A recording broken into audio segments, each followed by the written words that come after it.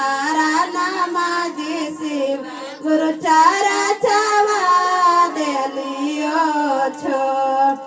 बोले दही बोली आगे शिशिया बोले दही बोला बोले दही बोली आगे शिशिया बोले दही बोल तोर पाती पारा दया बारा साई बागे शिशिया देखा तौरा जौरा के लोग तोर पाती पारा दया बारा साई बागे शिशिया देखा तौरा जौरा के लोग गदी पावा जर नहीं गे शिशिया मंदिलवा कई नहीं जो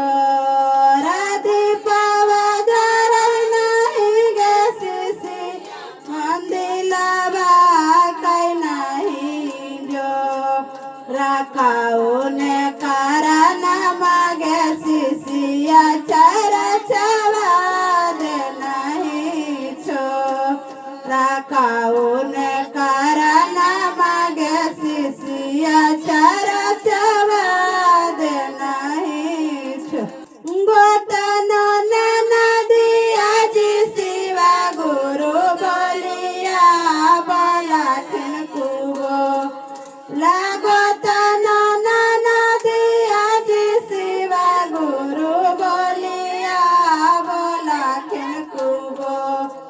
लाओ नाखे कारण माजी शिवा गुरु चारा छावा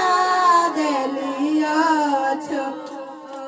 आओ नाखे कारण माजी शिवा गुरु चारा छावा देलियो छो रा बोले दही बोली आगे शिशिया बोले दही बोला बोले दही बोली आगे शिशिया बोले दही बोल तोर बेटवा पारा दया बारा साई लोगे शिशिया देखा तौरा जौरा